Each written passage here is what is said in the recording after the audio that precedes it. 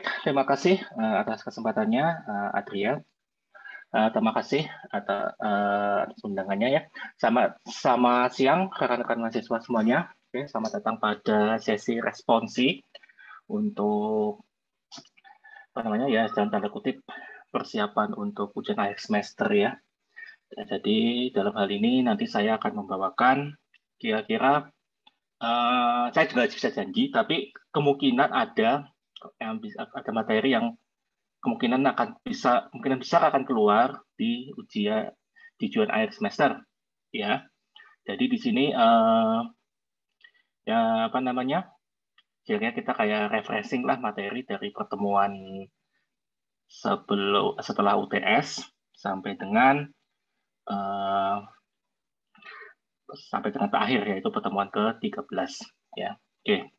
Nah, untuk ini saya izin share screen ya.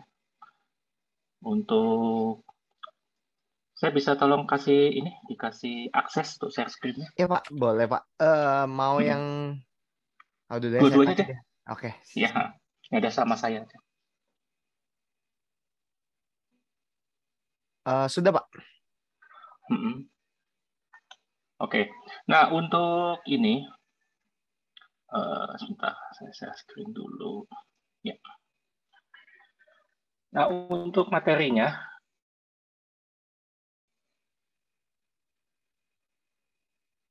yang biasanya keluar ya di ujian akhir ya, biasanya itu yang jelas.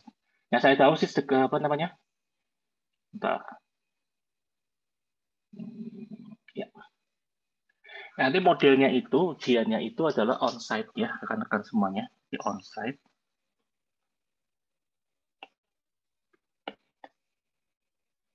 Sudah, terus belum.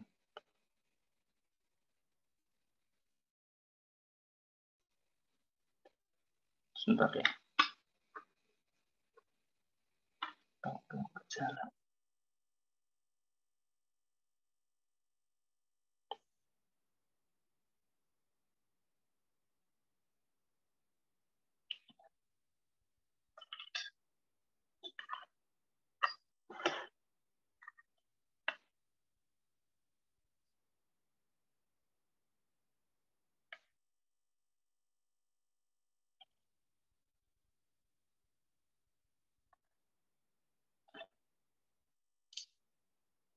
Oh, sebentar ya, ada kendala teknis, saya matiin dulu audionya dulu.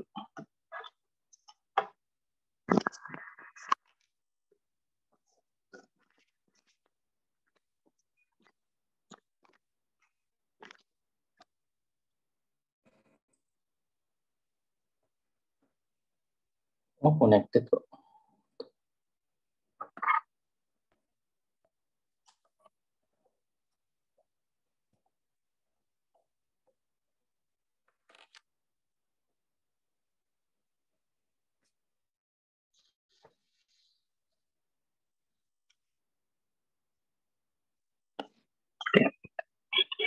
Oke. Oke, dengar suara saya? Tes, dengar suara saya? Terdengar Pak. Terdengar. Oke, baik. Oke, baik. Maaf, ini ada kendala teknis. Oke ya, jadi kembali ke topik. Jadi di sini kita ujiannya adalah onsite ya, onsite. Jadi di sini apa namanya?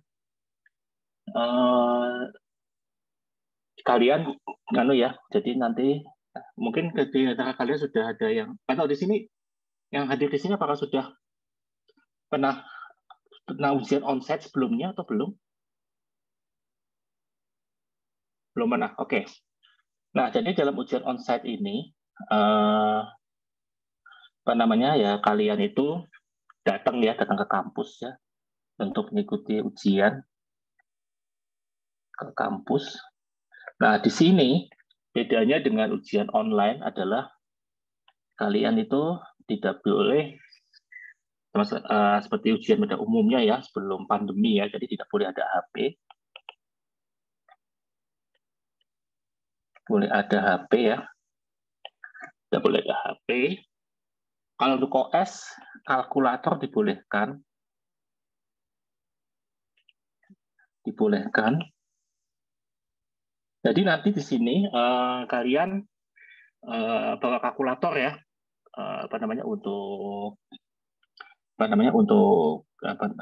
nanti untuk membantu kalian dalam menjawab soal ujiannya, ya. Kemudian sifatnya adalah closed book ya. Dan waktunya itu kalau tidak salah 100 menit, ya. 100 menit. Ya, jadi waktu untuk ujiannya itu kalian diberikan waktu selama 100 menit, ya. Nah, nanti di sini kalian akan menggunakan istilahnya kalau di kita itu namanya adalah buku ujian, ya. Buku ujian, ya. Jadi di sini nanti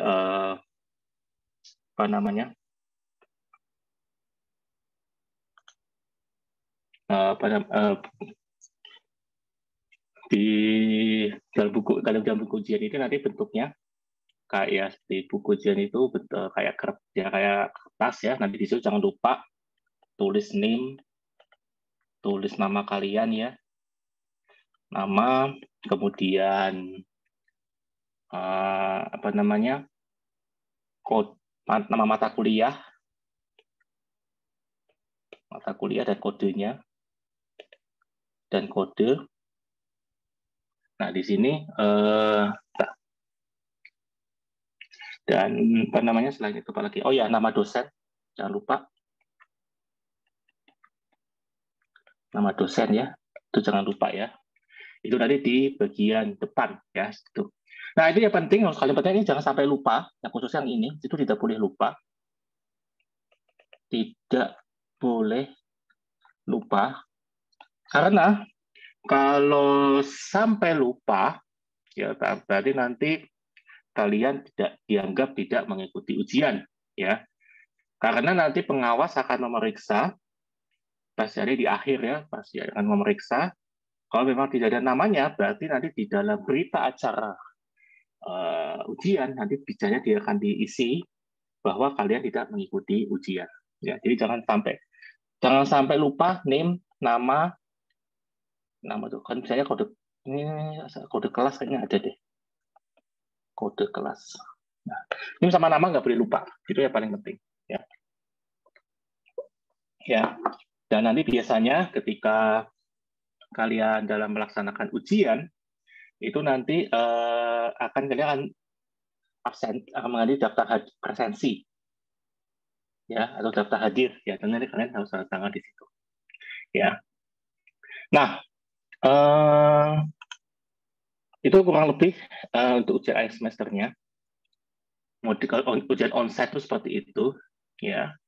Dan kalian juga khususnya ini kalian harus diperhatikannya waktunya 100 menit ya. Jadi kalian harus istilahnya itu atur waktu lah supaya bagaimana dalam waktu 100 menit ini bisa menjawab keseluruhan soal yang diujikan di dalam ujian nanti ya. Oke. Apa lagi ya di sini? Oke, ya. Kemudian untuk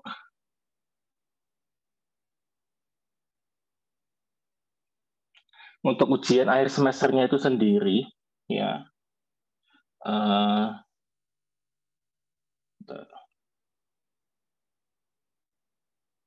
Untuk itu kalau tidak salah, kalau biasanya ya, itu yang akan keluar itu jelas, itu ada kan 2 model yang jelas ya, ada esai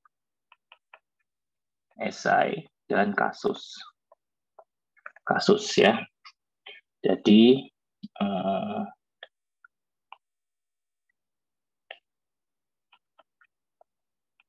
ya, jadi di sini nanti ada esai dan kasus, dan masing-masing di sini itu komposisinya adalah ini 40%. Ya, ini adalah 60%. Ya.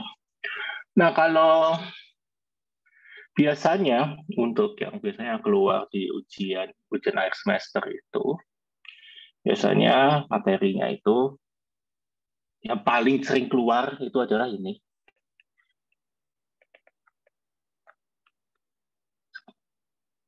Nah, di scheduling, nah ini nanti istilahnya topiknya akan kita review ya, teks scheduling ini.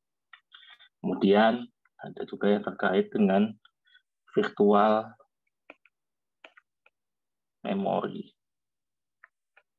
management. Ya, kurang lebih seperti ini materinya. Untuk yang biasanya ini yang paling sering keluar. Yang lainnya biasanya ada security ya, itu kan kemudian akan keluar juga. Kemudian file management itu juga kemungkinan keluar ya. Kemudian memory management itu juga akan keluar, dan terkait ada IoT dan cloud OS itu kemungkinan juga akan keluar ya. Estimasi sih kalau lihat dari ininya sih paling soalnya sih paling 6, tapi biasanya ada ABC ya biasanya. Jadi ada sub soalnya. Jadi ada mungkin ada nomor 1 ABC, nomor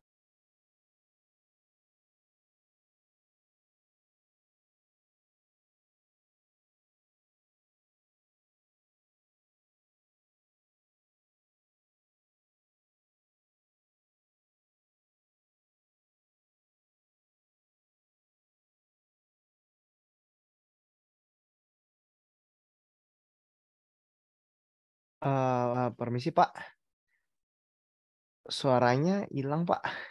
Halo?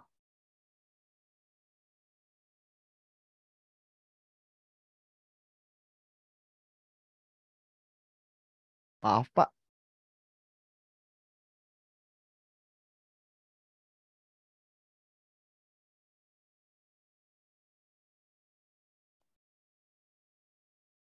oh ya, maaf tadi suaranya tadi sempat down ya tadi aplikasinya ya. Jadi nanti apa namanya? Tadi sempat nanti yang kita bahas tadi itu selesai saya nanti. Tolong di-share lagi dong. Oh oke boleh Pak, sebentar ya Jadi Pak. hilang tadi, saya sempat putus. Sudah Pak. Oke, terima kasih. Uh, jadi, sebentar. Jadi saya review ulang lagi deh. Jadi tadi nanti apa ya tadi ya? Oke, ada esai ujiannya dan kasus ya. Di mana esainya itu 40% dan kasusnya adalah 60%. Ya. Nah, di sini nanti biasanya yang materi yang sering muncul ya, biasanya sering ada di apa namanya sering keluar di UAS itu pertama ada disk scheduling,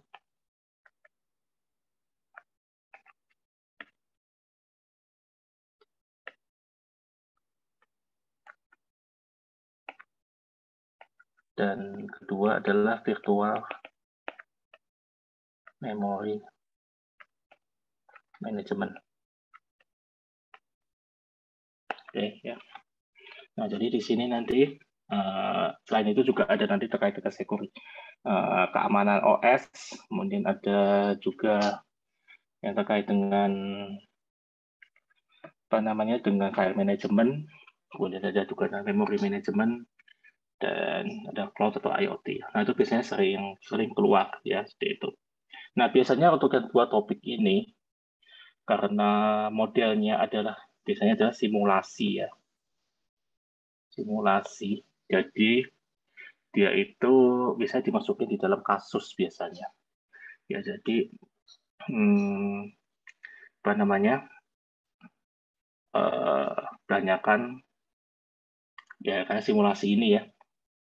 Jadi akan bukan satu case, kalian simulasikan, kemudian nanti dengan dengan menggunakan algoritmanya dan apa aja, maksudnya kalian simulasikan nanti di situ.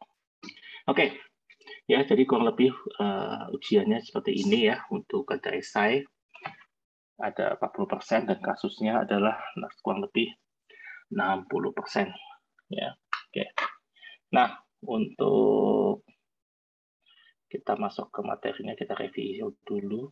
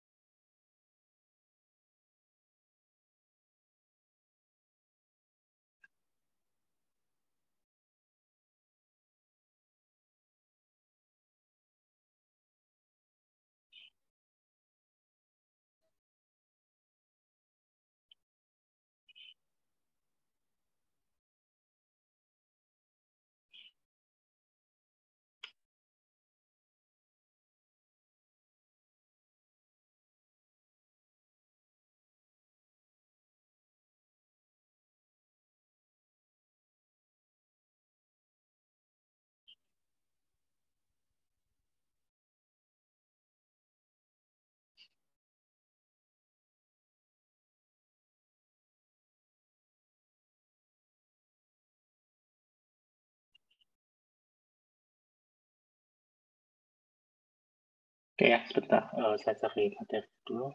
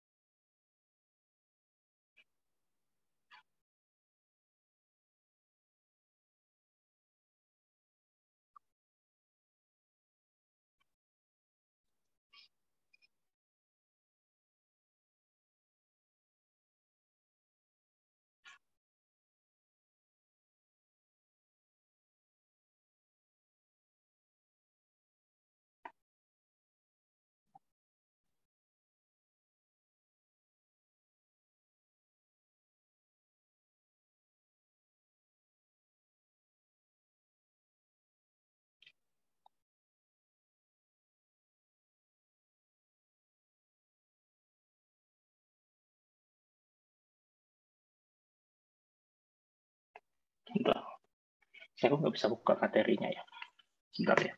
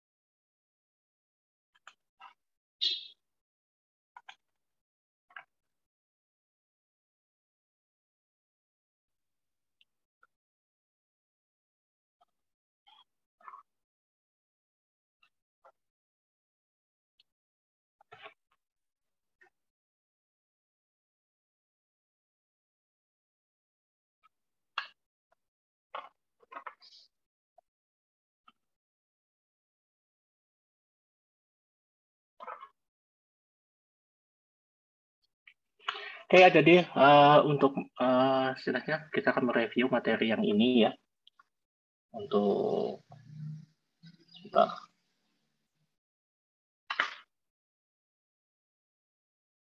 Oke, jadi kita mereview yaitu I/O management ya. Jadi di sini untuk sebentar, video saya kok nggak ada ya.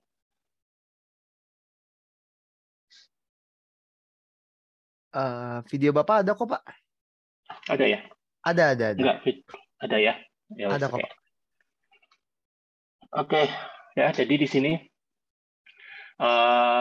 kita membahas yaitu I/O management ya di sini ya. Jadi di materi ini ya jelas saya kan membahas di ini, di subtopik kita ini ya. Ada I/O devices, ada design issues, kemudian ada apa namanya? Ada disk management ya. Kemudian ada RAID configuration, ada disk arm scheduling, Unix I/O, Linux I/O, dan Windows I/O. Nah, materi ini kan kalau nggak salah kan GSLC ya. GSLC. Jadi mungkin ada kelas yang mungkin dosennya men-shift dengan materi yang ini ditukar dengan materi yang mungkin pada sesi yang itu akan di GSLC-kan, atau memang ada juga dosen mengikuti sesuai dengan yang di BINUS Maya. Jadi materi yang ini masuknya ke GSLC ya. Oke. Nah, jadi di sini nah, untuk materinya ini sendiri kalian bisa lihat ya di bab 11 ya, untuk operating system kita design principles ya di textbook yang ini ya. Oke, mungkin saya akan meng-highlight sebenarnya bagian yang ini sebenarnya. Design objektif, buffering, buffer. Bentar.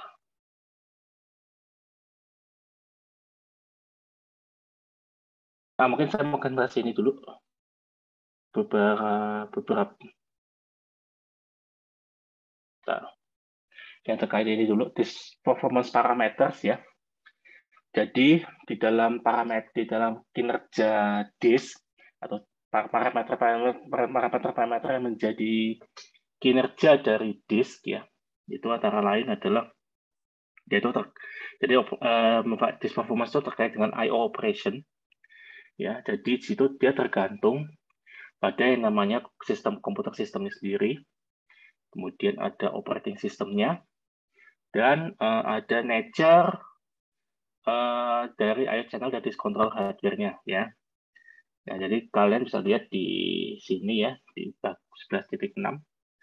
Jadi ini adalah timing dari disk I/O transfer. Jadi yang bagian yang ini itu merupakan waiting for device. Kemudian yang ini untuk menunggu channelnya. Nah, kemudian ini ada proses seek, ada proses rotation delay, dan proses data transfer ya. Nah, ini yang bagian sini itu merupakan device-nya adalah by PC, berarti sibuk ya. Jadi ini adalah timing dari disk I/O transfer ya. Nah, jadi di sini ketika disk drive itu is operating, jadi ini kita bicaranya hard disk ya. Hard disk ya. Jadi ketika disk drive itu beroperasi, maka disknya itu dia akan berputar pada kecepatan yang konstan dalam hal ini. Ya.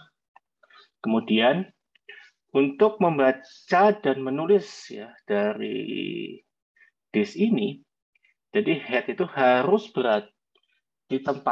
diposisikan pada track yang diinginkan. Ya. Dan at the beginning of the sector on the track. Jadi head itu harus diposisikan di track yang diinginkan dan di awal sektor dari track tersebut. Ya. Nah, kemudian track selection itu melibatkan perpindahan dari head ya in a movable head system or electronically selecting one head on a fixed head system ya. Itu yang untuk pemilihan track-nya. Kemudian on a movable head system, ya, the times it takes to position the head at the track is known as seek time. Jadi ada definisi dari seek time. Jadi seek time itu adalah on a movable head system, the time it takes to position the head at the track. Jadi waktu yang dibutuhkan untuk menempatkan head di posisi track yang diinginkan, ya, seperti itu. Nah, itu kita sebut juga sebagai seek time, ya. Kemudian di sini, ya, waktu yang the time it takes from the beginning on the sector to reach the head is known as rotational delay. Jadi ini ada definisi dari rotational delay. Jadi waktu yang dibutuhkan di awal sektor untuk mencapai head-nya, yang kita sebut juga sebagai rotational delay. Nah, kemudian jumlah atau the sum of the seek time and rotational time, rotational delay, itu kita sebut juga sebagai access time. Ya, ini adalah definisi dari access time. Nah, jadi seek time ini sendiri, jadi seek time itu adalah waktu yang dibutuhkan untuk memindahkan disarm to required track, ya. Kemudian seek time sendiri dia mempunyai dua key komponen. Jadi yang pertama ada initial startup time, ya. Kemudian the time yang kedua adalah the time taken to traverse the track that have to be crossed once the access arm is up to speed. Jadi ada dua kunci utama dalam melakukan seek time, ya. Kemudian ada juga settling time. Settling time ini merupakan time after positioning the head over the target track until track identification is confirmed. Ya, itu yang settling time. Nah, ini saya sudah banyak pengembangan ya terkait dengan disk, ya. Jadi dia ukurannya lebih kecil dan lebih ringan ya komponennya. Dan rata-rata seek time ya di dalam hard disk itu di bawah 10 milisecond. Ya. Oke. Nah, berikut ini adalah terkait dengan disk performance.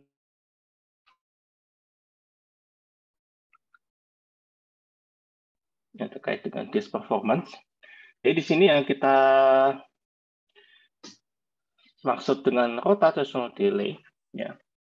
Jadi di sini adalah waktu yang dibutuhkan untuk mengadres area of the disk to rotate into a position where it accessible by the read or write head, ya. Yang pertama. Yang kedua adalah disk itu akan berrotasi at the speed ranging from 3.060 ini banyakkan 0 ya. 3.600 RPM untuk handheld device ya. Sampai dengan 15.000 RPM. Ya.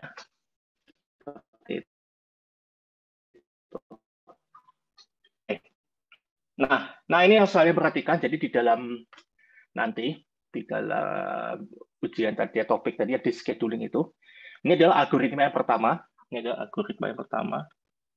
Wait, sorry, salah. Ini nah, yang pertama ya. Jadi yang pertama adalah first in dan first out. Ya. Jadi dalam first in dan first out itu dia itu prosesnya itu dalam bentuk sequential order. Ya. Yang pertama. Kemudian yaitu fair to all process. Ya. Kemudian yang ketiga approximate random scheduling in performance if there are many process competing for the disk. Ya. Dia adalah algoritma first in dan first out. Nah, biasanya nanti ini adalah time, nah ini adalah track number ya. Jadi nanti misalnya akan diberikan track number-nya. Nanti kalian gambarkannya seperti ini ya. Bisa seperti ini atau track number-nya di atas juga bisa ya. Jadi misalnya kalau saya buat sebentar. Ini gambarnya gimana ya?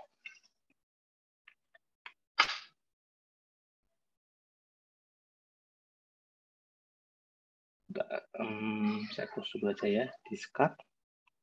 Saya bisa buka satu slide lagi, bisa dari sini. Insert new slide. Oke. Nah, sini aja deh. Oke ya, jadi misal saya juga bisa gambar seperti ini, ada 0, salah kegedean.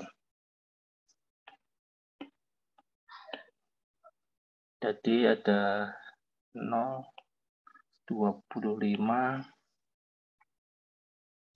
kemudian ada 50, ada, sorry, ada berapa nih? Ada 75, ada 100, 125, 150, betul ya?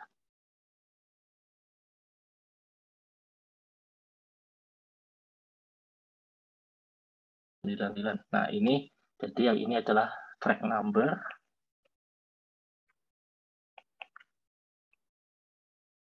Dan ke bawah ini adalah time. Ya. Nah, kalian juga bisa gambarkan nanti misalnya dari awalnya 100 ya. Awalnya dari 100, kemudian ke 50 ya. Kemudian mana lagi nih? 100 ke 50 ke mungkin ke 75 ya, mungkin ke 75. Kemudian ada yang ke 25 ya. Ini 25. Enggak. Ke mana nih? Ke 45 deh, bukan ke 25, ke 4 di antaranya aja. Mana sih? Jadi bisa di sini nanti. Di sini. Kemudian di 25. Kemudian ada 40.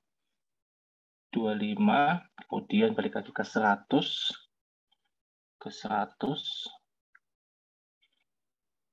betul ya, 50, 75, ya. Jadi nanti kalau kita gambarkan seperti ini,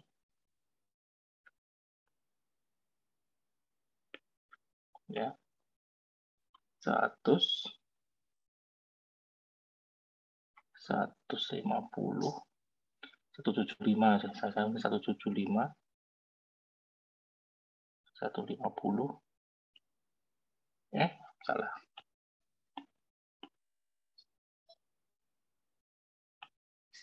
175, 150, kemudian balik lagi ke 40 ya kira-kira, ke sini, ke 175 lagi. Nah, ini ada dua cara penggambaran. Ya, kalian bisa gambarkan seperti ini, ya, bisa gambarkan seperti ini, atau bisa juga kalian gambarkan seperti ini, ya. Yang penting konsisten. Nanti saya akan kasih contoh soalnya, ya. Nanti kalian coba kerjakan ya untuk yang ini. Oke. Nah, kemudian berikutnya adalah shortest service time first atau SSTF ya. Jadi di sini just select the disk I/O request that requires the least movement of the disk arm from its current position. Ya. Kemudian yang kedua ada always choose the minimum seek time. Ya, ini yang SSTF. Ya. Jadi kita pilih disk I/O request yang membutuhkan least movement of the disk arm from its current position. Kemudian pilih seek time yang paling kecil. Dia adalah SSTF. Nah, kemudian ada scan, ya. Contoh.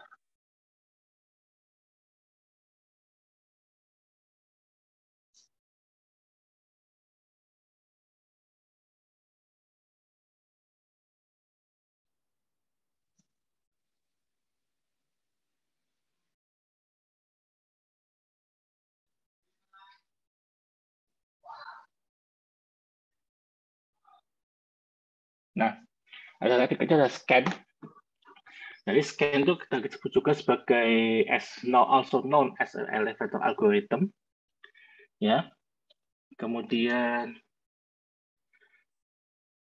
shortest time di algo ya. Bentar. Oke lah, nanti kita bahas lagi. Nanti kita bisa coba. Nah, oh ya, betul. Yang tadi shortest type.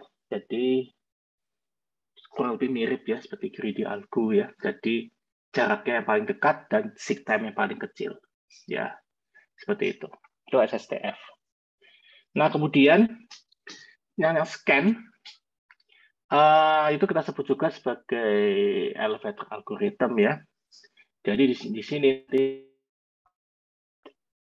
head arm ya itu berpindah hanya dalam satu arah ya, one direction. Jadi dia akan satisfies all outstanding request until it reaches in the direction, then direction is reversed ya.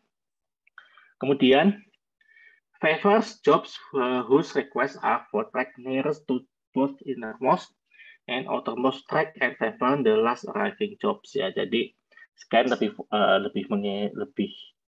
selain itu lebih menginginkan kondisi yang seperti ini. Ya.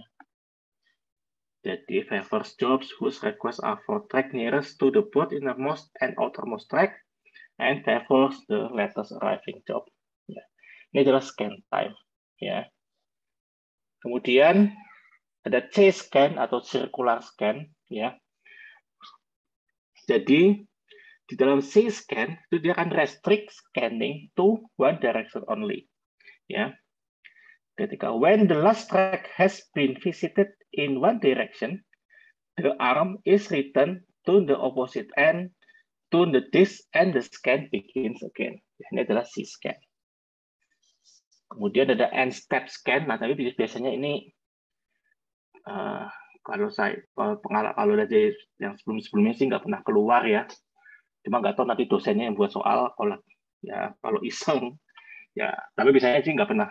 Kalau dia yang sebelumnya sih nggak pernah keluar ya, seperti itu di ujian. Jadi di end step scan ini segment the disk request queue into sub-queues to length n. Kemudian sub-queues are processed one at a time using a scan. And when a queue is processed, new requests must be added to some other queue. Kemudian if fewer than n requests are available at the end of the scan, all of them are processed with the next scan. Ya. Nah, biasanya ada F-scan ya, ini juga ada kadang-kadang keluar juga. Ya, jadi menggunakan dua sub queue. When a scan begins, all the requests are in one of the queues with the other empty. Dan during scan, all new requests are put into the other queue. Dan service of new request is deferred until all of the old request has been processed. Ya, oke. Jadi kurang lebih jadi algoritmanya ya yang untuk yang di scheduling itu antara lain adalah yang jelas ada FIFO, kedua ada SSTF, ketiga adalah scan, kemudian ada C-scan, ada juga end-step scan dan F-scan. Ya, oke. Nah, kita break dulu sebentar ya.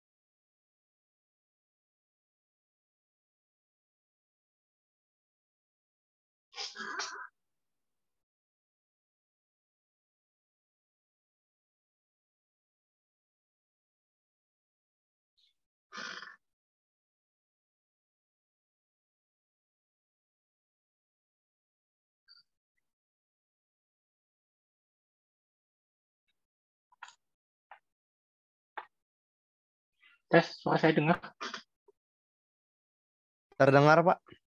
Oke, baik. Nah, jadi kan ada pertanyaan. Mungkin terkait dengan contoh soal ya.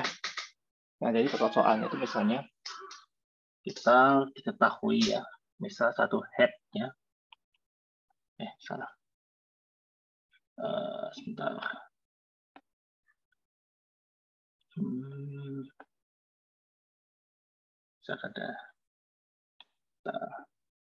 Ada suatu posisi head ya. Suatu posisi head. This.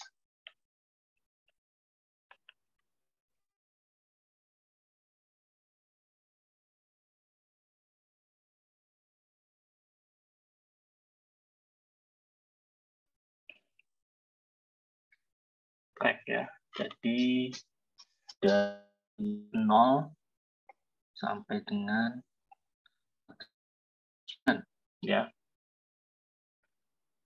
adalah di posisi head dari satu disk dengan 200 track itu berada di 40 ya, jadi di track 40 ya. Jadi di sini kita tahu ada 200 track dari satu disk. Nah, di sini dia ada head-nya itu berada di, sedangkan urutan permintaan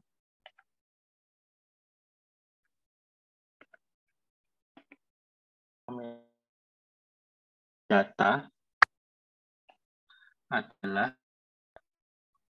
sebagai berikut, yaitu 84, 128, 8, 75, 170 ya, segini dulu aja. Nah, pertanyaannya adalah tentukan berapa langkah yang diperlukan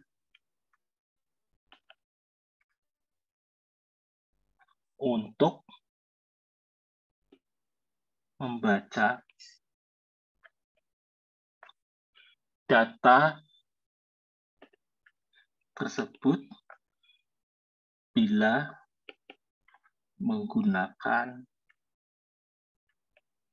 algoritma. Contohnya saya ambil adalah Vivo, yang kedua adalah SSTF misalnya. Nah, ini contoh soalnya seperti ini di ujian. Oke, mungkin ada yang bisa menjawab dengan Vivo dan STF. Nah, di sini cara jawabnya adalah, cara menjawabnya untuk ketika kalian menjawab ujiannya adalah kalian gambar seperti ini. Ya, kalian gambarnya seperti ini. Ya, seperti ini. dan seperti ini. Jadi di sini ada track number dan ada time. Jadi kita buat dua buah kayak dua buah bagan ya. Jadi di mana ada grafiknya, ada yang sumbu X-nya itu adalah track number. Kalau kita lihat di gambar ini, dan sumbu Y-nya adalah time. Ya, seperti itu. Dan ini untuk menjawab yang soal ujian ini. Contoh soal ujian ini. Yang jelas tidak bakal persis seperti ini, ya. Tapi, bisa karena yang jelas yang akan bisa berubah dari soal, misalnya kalau soal bentuk soal seperti ini, yang akan jelas akan berubah adalah ini jumlah track, ya. Kemudian posisi track awalnya di mana dan permintaan datanya, ya. Ini bisa berubah-ubah tergantung.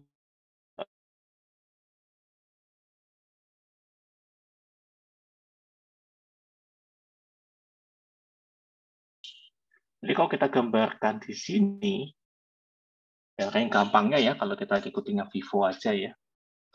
Saya ngambil misalnya ini di sini 40 ya misalnya.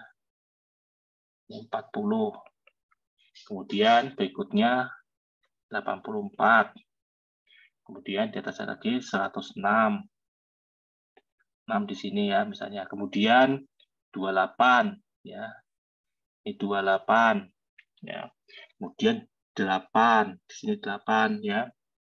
Kemudian 75 itu kira-kira di sini. Ya, ini 75. Kemudian 170 tuh di sini misalnya. 170. Ya, saya gambarnya begini. Oke.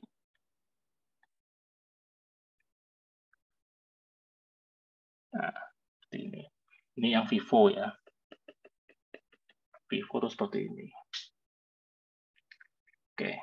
Biasanya sih kalau yang kayak N-scan tuh biasanya saya sih belum pernah lihat case ya kalau yang keluar N-scan ya.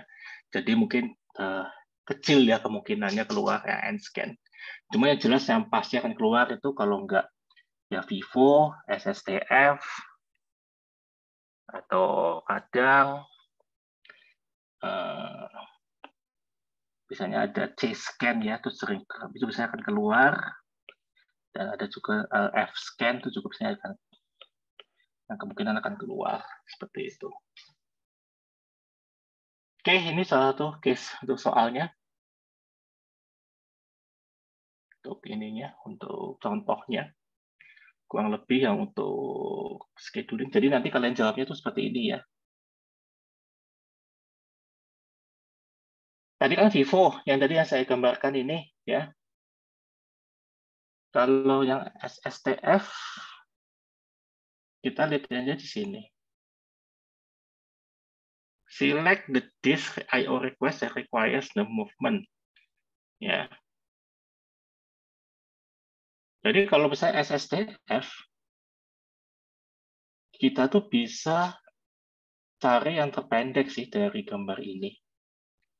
Dari misalnya kalau itu salah tolong dikoreksi ya kalau misalnya saya salah. Coba saya mungkin saya cek speak dulu ya, bener atau enggak saya bilang. Atau salah kan nanti nggak lucu dah.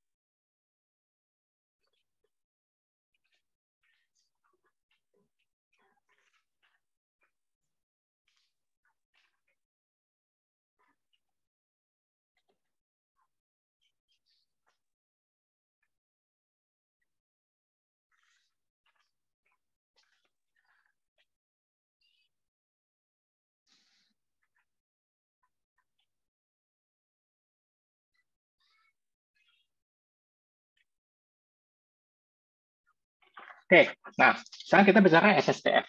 Ya. Kan kalau misalnya, kalau Vivo, kan kalau kalian lihat ya, kan saya urut nih. Jadi kan tadi setelah 40, 84, oke. Ada, ini kok mati ya? Start dulu ya. Start.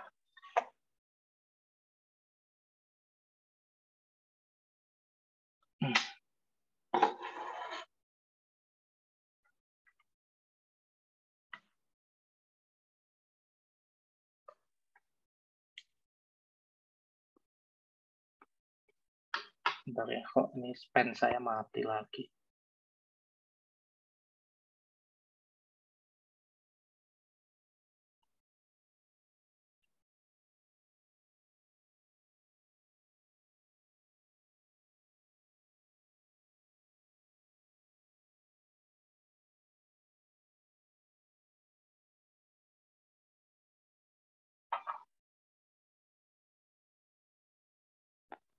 Oh, udah nyala lagi.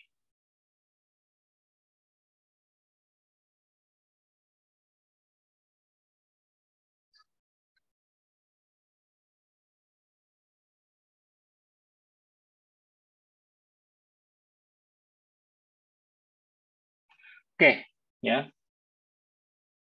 Kan misalnya kalau kalian lihat ya di sini, kan kalau Vivo, kan kita ngikutin data, tergantung sama datanya kan, permintaan datanya kan urut.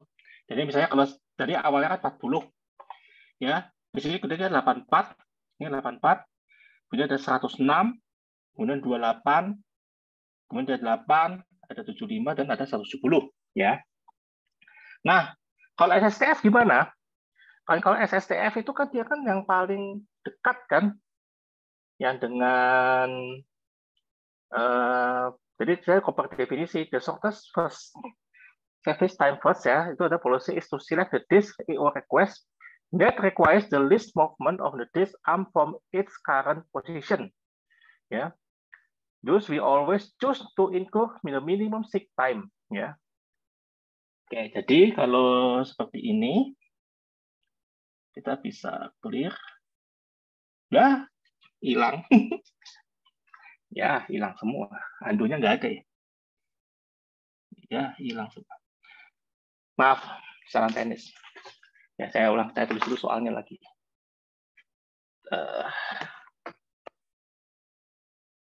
Jadi, posisi head ya.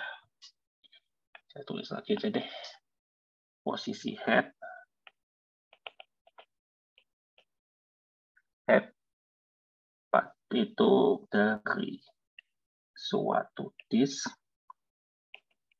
Disk itu dengan 200 track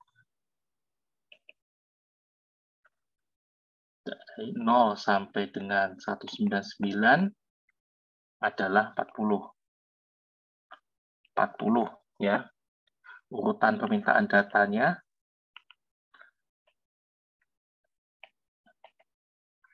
data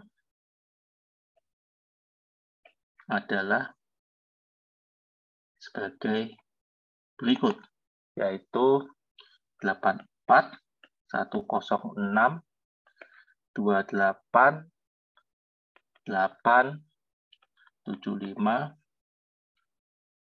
170 dan 92 deh ya. Tentukan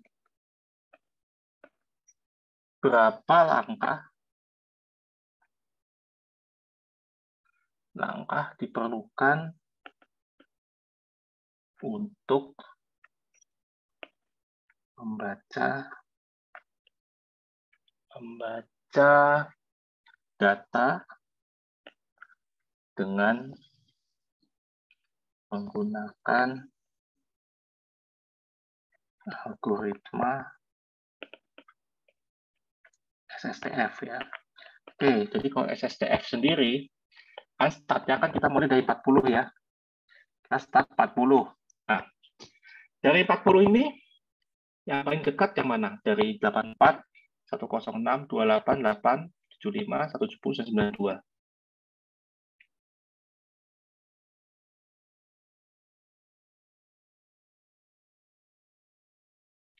Jadi mana yang paling dekat di sini? Di antara data ini.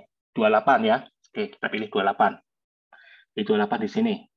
Selanjutnya, yang paling dekat dari 28, mana? 8. Oke. 8. Setelah 8, mana yang paling dekat?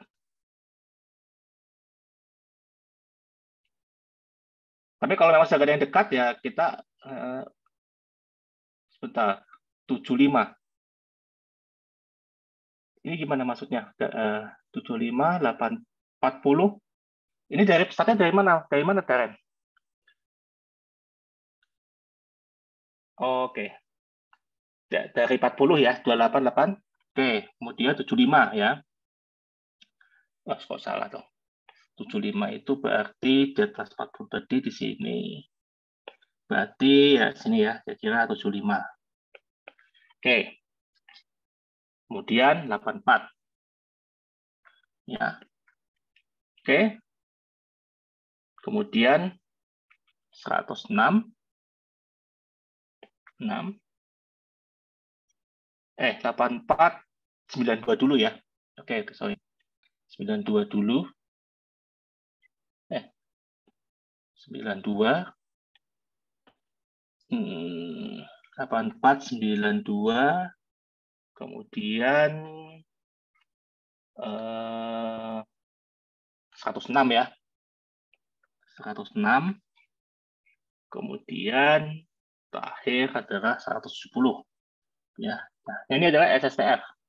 Kalau kita buat garis seperti ini, nah, ini seperti ini. Ya, oke. Jadi secara gambarnya tadi kan SSTF ya seperti ini. Itu contohnya. Oke, itu case ya untuk salah satu yang terkait dengan dengan disk ya. Seperti itu. Oke, baik. Oke, selanjutnya ini kan posisi head dari suatu disk. Oke. Dan kita pindah dulu ya.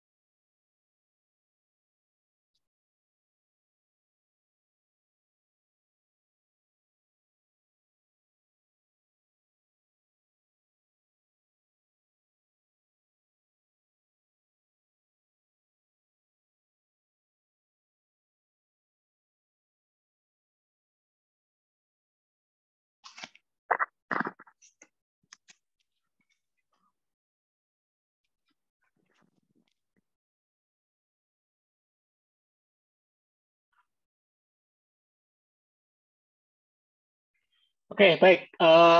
Selanjutnya kita akan membahas yaitu virtual management ya.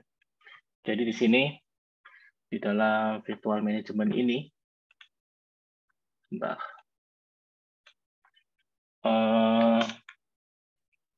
materinya kurang lebih seperti ini ya. Jadi ada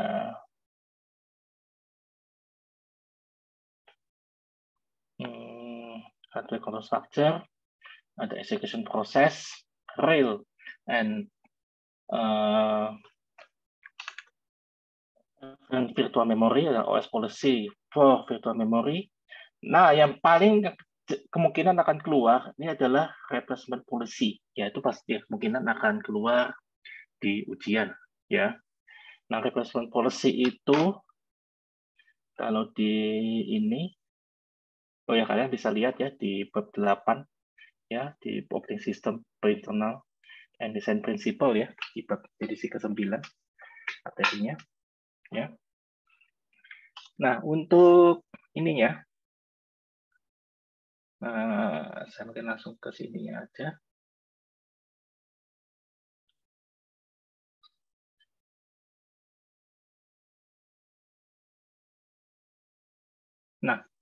Nah, biasanya yang akan replacement policy yang akan keluar, biasanya algoritmanya itu seperti ini. Ya, ada yang misalnya ada optimal, NRU, betul nggak ya? Ini pertemuan berapa ya? Ya, ada Vivo dan clock, kurang lebih seperti ini. Ya, jadi kalau untuk saya lihat dulu betul nggak? Nah, seperti ini. Ya, paste. Jadi nanti ini aja behavior dari for paste replacement algorithm ya, seperti ini. Ya. Jadi sebentar. Nah, jadi di sini di dalam dia ada 4 algoritma ya, yaitu yang pertama adalah optimal, yang kedua ada LRU atau discretion reuse, yang ketiga adalah first in first out, dan yang keempat adalah clock ya. Nah, di dalam LRU itu dia akan replace the page that has not been referenced for the longest time ya. By the principle of locality ya.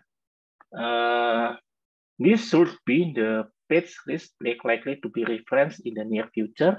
Tetapi LRU itu susah untuk diimplementasikan karena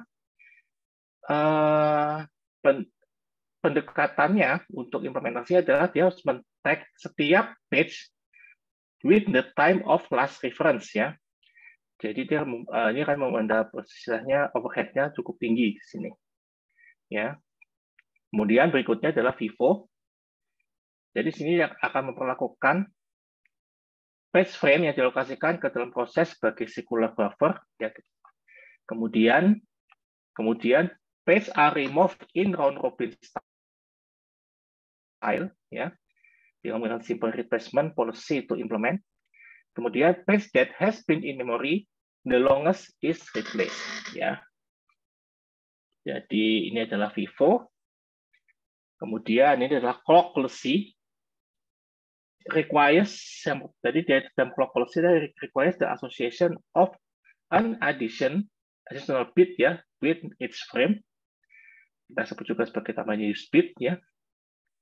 Jadi ketika when a page is first loaded in a memory or reference ya, reference the use bit is set to 1 ya.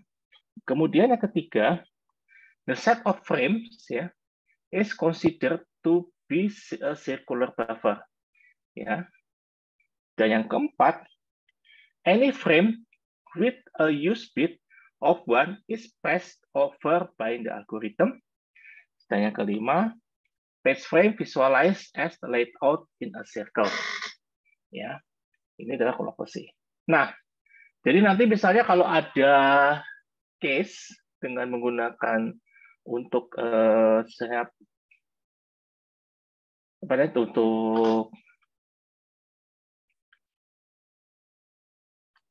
untuk ini,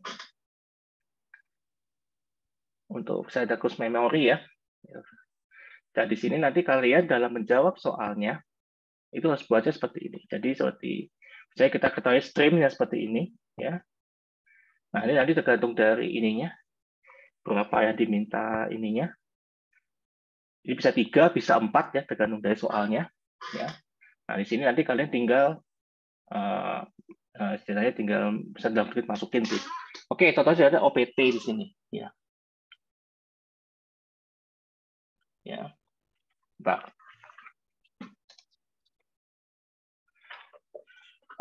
Chapter apa ya tadi ya? Memori manajemen.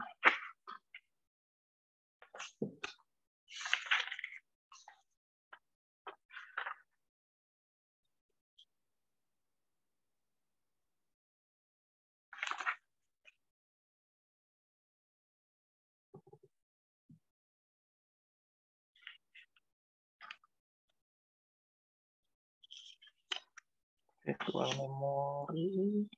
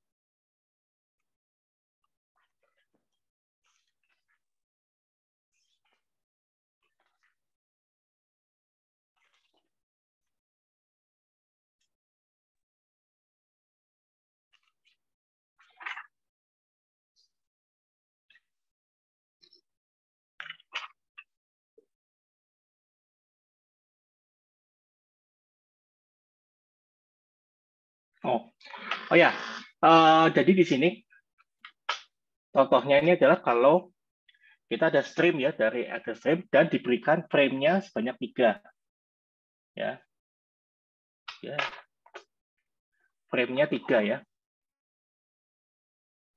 Nah di sini ini kenapa ya?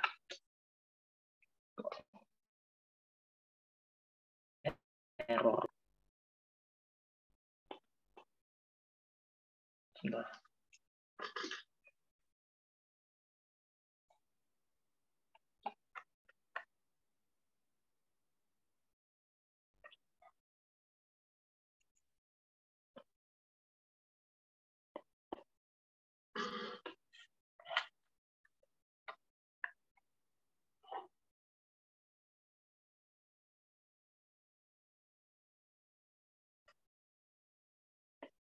Oh, mati.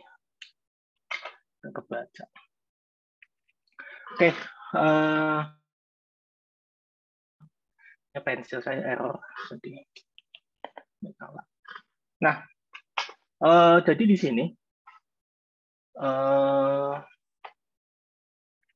jadi misalnya contoh aja kita ada 3 frame, ya. Jadi misalnya untuk yang OPT, misalnya kita diberikan streamnya adalah 2, 3, 2, 1, 5, 2, 4, 5, 3, 2. Sebentar, kok nggak enak rasanya. Sebentar ya. Nggak enak banget nih. Tuh, banyak kendala.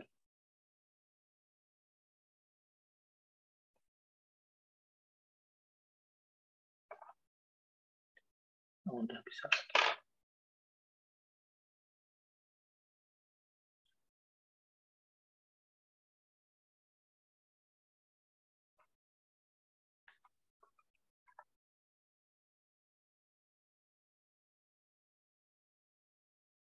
Nah, jadi di sini, nah, jadi kan ini ada 3 buah frame ya, 3 frame di sini. Frame ya. Jadi misalnya kita ada stream, ada 2, 3, 2, 1, 5, 2, 4, 5, 3, 2, 5, 2. Misalnya seperti ini. Nah, misalnya kalau OPT, pertama ada 3 frame ya, kita masukin 2 terlebih dahulu, kemudian ada 3. Nah, di sini kan, karena 2 lagi, berarti hit ya. Berarti tidak ada perubahan. Kemudian 1, kalau 1 tidak ada, dimasuk ke dalam frame-nya. Nah, di sini kemudian, nah di sini ada 5 ya. Nah di sini 5, apa namanya 5? Kenapa di sini kita 5? Kita harus lihat ke sini. Lihatnya kita ke kanan kalau OPT. Kenapa ya? Mati lagi. Oh bisa. Ini ke sini ya. Nah di sini 1 kita cek di sini. 2 ada ya. Kemudian 3 ada. Tapi 1 kan nggak ada. Kan? Berarti yang kita ganti adalah yang ini. 1 kita ganti menjadi 5 dan kita set adalah fault F ya. Kemudian selanjutnya ya, masukin stream indicator ada 2 hit ya. Kemudian 4. Nah, di sini karena 4 tidak ada dan kita lihat antara 3 dan 2 lebih duluan 3 ya dibandingkan 2, maka 2 digantikan dengan 4 ya. Kemudian 5 ya. Ini dari fault lagi ya. Kemudian 5 hit ya, di sini ada di frame. Kemudian 3 hit juga ada di frame. Nah, kemudian yang masuk 2, tapi 2 kan tidak ada di sini nih di dalam frame-nya ya. Nah, kita lihat ke sana ke apa namanya? Lihat ke depan lagi, ada nggak yang dari 2 ini yang akan diakses lebih dekat ya. Ya, sorry dari 435 ya, 435. Dari 435 mana yang akan diakses? Ini bisa 4 bisa 3 sih. Nah, di sini kita ambil yang 4 ya, karena 4 juga tidak ada. Kita ambil yang 2. Kita ambil 4, kita ganti menjadi 2 ya. Nah, kita set default lagi. Kemudian 5 ada hit, nah 2 jadi hit lagi. Nah, ini adalah open.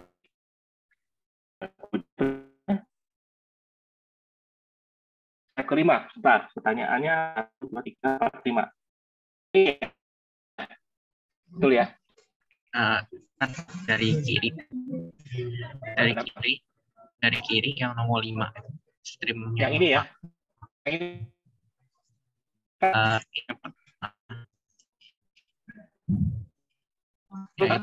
Iya, itu.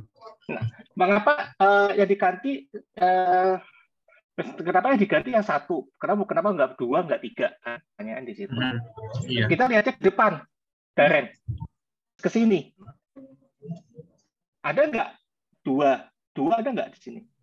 Sementara 5 ya. Sorry, 1. 1 ada nggak ke sini? Maaf, saya gedein aja ya.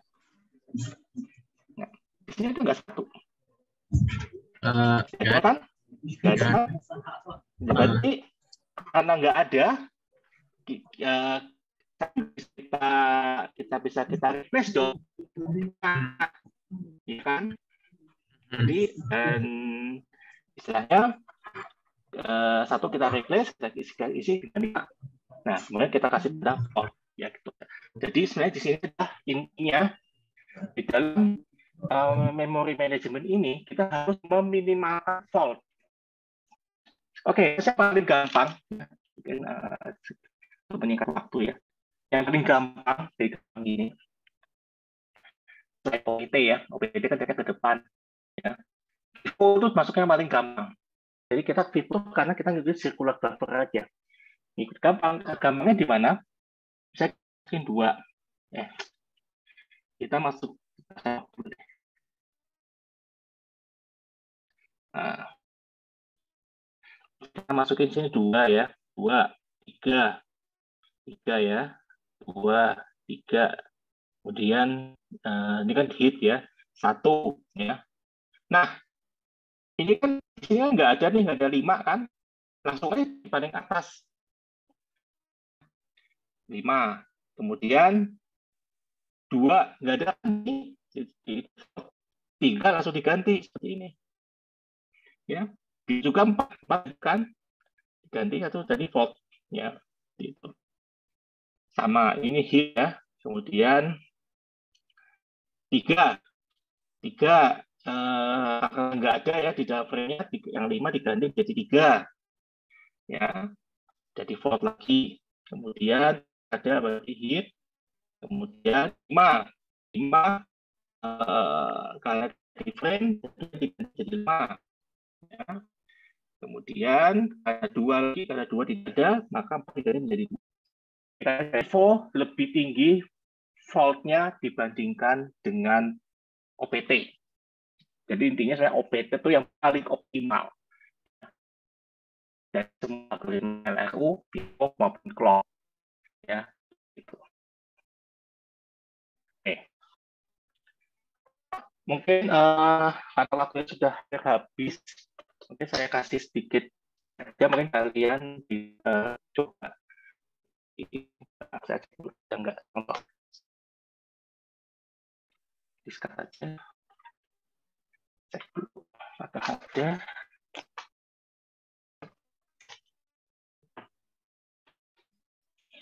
Browser cache yang mempunyai 4 buah page frame ya. Nah, tentukan berapa page fault ya. Jadi jika menggunakan algoritma ini yang pertama adalah misalnya OPT atau optimal ya. Yang kedua misalnya Vivo. Nah, yang ketiga misalnya clock ya. Nah, jadi kalian jawabnya adalah yang seperti yang saya buat tadi ya. Jadi yang ditanya adalah fault-nya berapa, F-nya seperti itu. Ini contoh soalnya. Kalau keluar ya, kalau di ujian bisa ada misalnya ada soal ada topik memory management ya terkait dengan page replacement ya, itu kurang lebih bentuk soalnya itu seperti ini ya. Yang pasti akan jelas akan beda, pertama ini jumlahnya dan isinya ini bisa beda ya, tergantung pembuat soal. Frame-nya bisa 4, bisa 5, bisa 3, bisa 2, tapi 1 nggak mungkin ya, biasanya 3 paling kecil ya, bisa 3, 4 atau 5 biasanya, dan biasanya ini jumlahnya bisa lebih panjang ya. Nah, bisa ditanyakan jumlah frame-nya, F-nya ini berapa ya. Ini contoh soalnya seperti ini ya.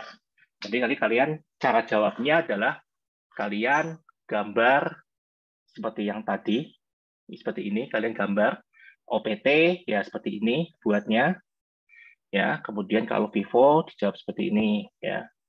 Kalau clock ya dijawabnya seperti ini ya, seperti itu. Oke, mohon maaf saya nggak sempat jelasin yang clock ya karena waktunya sudah mepet ya. Mungkin untuk yang clock kalian bisa pelajari sendiri ya, seperti itu. Waktunya terbatas ternyata. Boleh gitu balik ya. soalnya nggak? Bentar. Kenapa? Soalnya Boleh, kayak ini. Ini ya. Oke. Iya, bentar. Ya. Ini contoh soalnya ya, belum tentu keluar loh ya. Itu. Nah, jadi sebagai penutup ya untuk untuk responsi kita pada sore hari ini. Jadi intinya ini sebenarnya kalau misalnya ini benar akan keluar, itu sebenarnya komposisi yang simulasi itu hanya 60%. Ya. Masih ada 40% yang harus kalian pikirkan, yaitu teorinya. Ya, tadi ada terkait dengan OS security, ada terkait dengan IoT, ada cloud dan sebagainya dan lain-lain. Ada file management dan ada memory management dan sebagainya. Nah, itu yang kalian juga harus perhatikan, ya. Karena ingat, waktu kalian itu hanya 100 menit, kalian harus buat simulasi seperti ini, dan itu pasti takes time. Belum lagi kalian harus menjawab teorinya, ya. Jadi di sini kalian harus bisa membentuk suatu strategi bagaimana bisa menjawab secara efektif dan efisien, ya. Nah, sih kalau saya sih strateginya adalah kalau memang teorinya saya istilahnya cukup mantap, ya udah kerjakan dulu teorinya, kemudian baru simulasinya, ya. Karena simulasi nggak mungkin satu contoh soal seperti ini, nggak mungkin satu algoritma, pasti ada beberapa algoritma. Tapi bisa kalau kalian mantep di simulasi dan bisa cepat mengerjakannya, silakan kerjakan simulasi terlebih dahulu. Cuma sarannya nanti ketika mengerjakan ujiannya, saya sarankan tertib, ya. Jadi misalnya yang esai, bagian esai ya esai, dan kasus ya kasus, ya. Jangan dicampur-campur, ada kasus kemudian esai, kasus lagi. Nah, itu akan pusing yang mengkoreksi. Ya, tolong diperhatikan, ya. Jadi kemudian nanti kerapihan dalam penulisan dan menjawab soal juga akan diperhatikan, ya. Jadi istilahnya urutan, ya, dalam menjawab soal itu juga diperhatikan, ya. Jadi kalau idealnya sih jangan loncat-loncat, ya. Jadi memang koreksi itu tidak pusing, ya, dalam hal ini. Kalau memang konsisten kasus dulu dikerjakan, silakan kerjakan kasus dulu, baru esai, ya. Atau mau konsisten dengan esai dulu, silakan, dan baru kerjakan kasus, ya. Oke, ini ada pertanyaan. Itu ada page frame, itu artinya 4 kotak. Ya, betul. Tadi 4 kotak. Jadi di gambar tadi ini, di gambar yang ini itu adalah kotaknya ada 4, ya. Jadi satu kotak ini adalah satu frame, ya, seperti itu. Oke, bikin itu satu lagi pesan saya, jangan usahakan kalian kerjakan sebaik mungkin ujian kalian, ya, jangan sampai kosong. Ya, dalam hal ini kalian tidak kerjakan apa-apa, istilahnya ngeblank, ya. Karena kalau ngeblank seperti itu, atau kalian menjawab hanya salin soal atau atau istilahnya malah bikin surat cinta, nah itu malah ya nggak dapat apa-apa, ya, nilainya malah jadi 0 seperti itu, ya. Yang jelas sih kalau di ujian onsite itu biasanya sih tidak ada istilah salah submit soal, nggak mungkin, ya, karena kalau online saya kemarin ada UTS, itu ada kasus ada mahasiswa salah kirim jawaban ujian. Harusnya ujiannya OS, tapi dikirimnya jawaban ujian web programming. Ya, saya nggak bisa buat apa-apa, ya. Akhirnya nilainya 0. Ya, seperti apa yang harus dinilai seperti itu. Ya, jadi itu tolong. Tapi kalau onsite biasanya tidak pasti dia akan salah.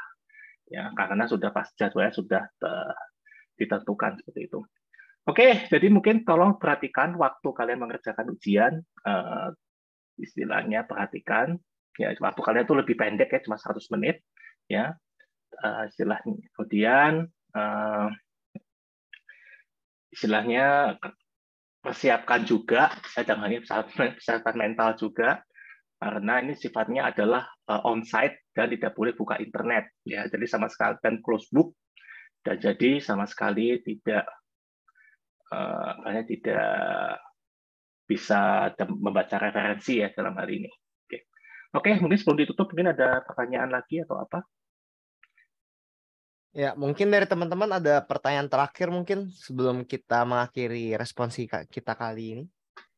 Apakah ada, guys?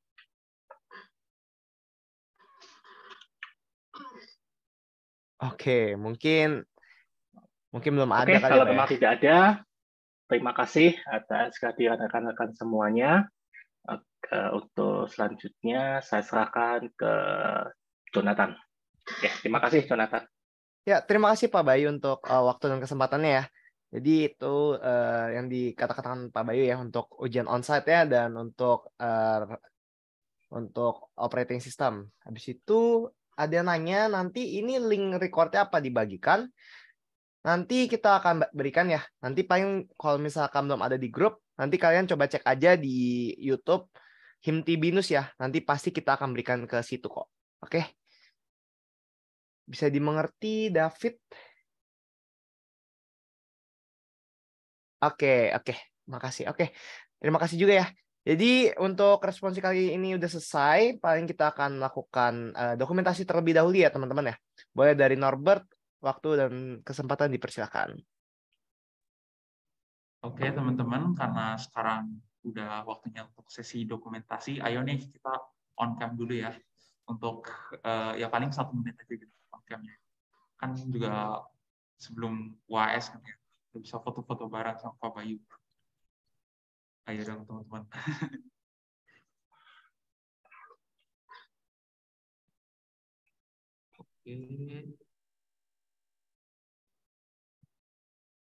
Oke, kita tunggu sebentar ya.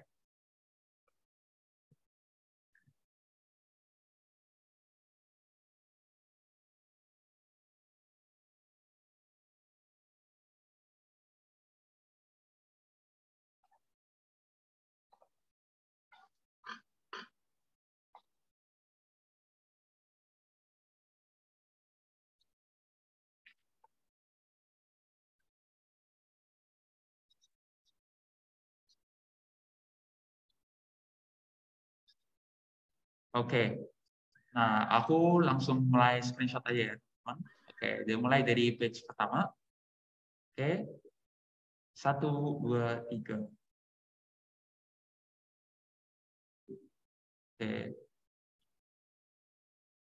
Oke, terus page kedua 1, 2, 3. Oke, page ketiga. Oke, seharusnya udah. Oke, udah dapat.